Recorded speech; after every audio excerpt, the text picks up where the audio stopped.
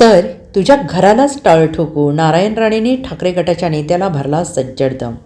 रत्नागिरीतील चिपी विमानतळावरून ठाकरे गटाचे नेते वैभव नाईक आणि भाजपाचे नारायण राणे यांच्यात जुंपल्याचं पाहायला मिळतंय.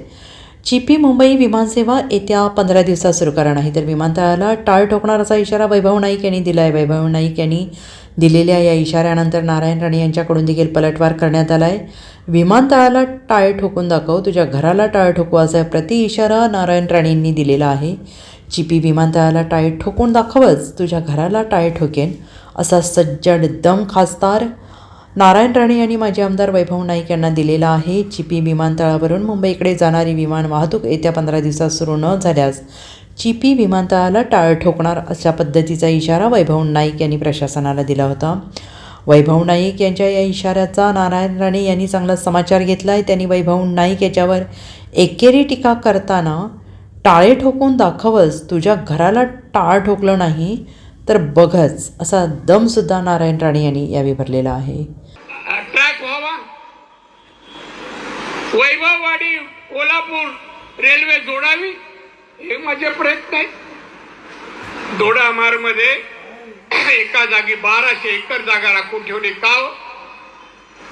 उद्योग यावेत, या जिल्ह्याची बेकारी जावी, इतक्या तरुण तरुणी तेच नोकरी मिळावी.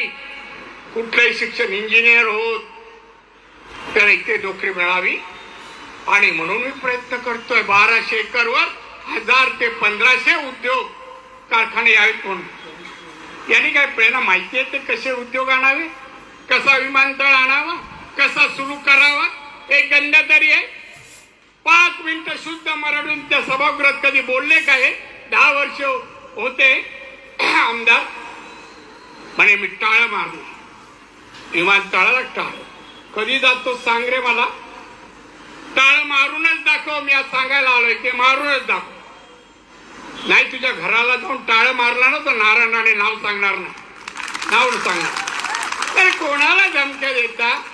बांधव लोकांना मला त्रास द्यायचा नाही जिल्ह्यातल्या. मी कधी प्रयत्न केला नाही.